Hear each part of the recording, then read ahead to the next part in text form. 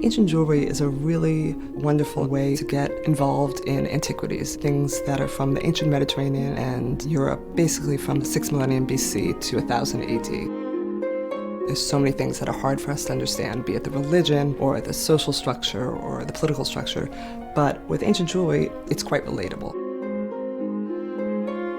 What we have here is a group of ancient Greek, Etruscan, and Celtic ancient jewelry. I think ancient craftsmanship shows us that techniques were really important, and that was what made jewelry special in ancient times. These are Etruscan gold ear studs from the late 6th century BC. They are incredibly beautiful. The Etruscans were master gold workers. Here you see an extensive network of very tightly fitted beading called granulation and tiny wires called filigree, which are fashioned into spiral shapes. And these concentric circles are all centered by rosettes. And they would have been worn by inserting them in the ear and then putting a pin behind it. So it's very much a modern composition, something that we see today with ear studs.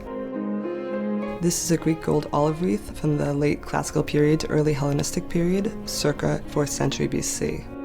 In the ancient Olympics in Greece, olive wreaths would have been used to crown the winners of contests. We find versions in precious metal. They're known for using hammered sheet golds, which would have fashioned these leaves and then would have been rolled in order to make the olives. We don't believe that they were worn. We think that they were more ceremonial. Perhaps they would have been in a funerary context. And we have evidence that this wreath was used in a funerary context because you'll see that some of these leaves have been burned. And so perhaps it was put in a funerary pyre, and so the flames ate up some of the gold. This is a Celtic gold torque from the 4th century BC from Europe versus the other objects we've discussed, which are from the ancient Mediterranean. This is still made of hammered sheet gold, but the difference is that the design has been created in raised relief in repoussé, which you can see on the ends that are highly decorated.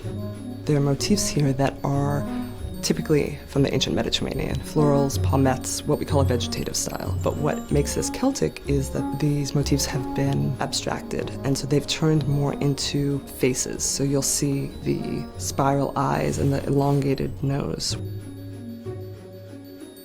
These are 3 Celtic gold rings. Like the Celtic torque, they are decorated in raised relief.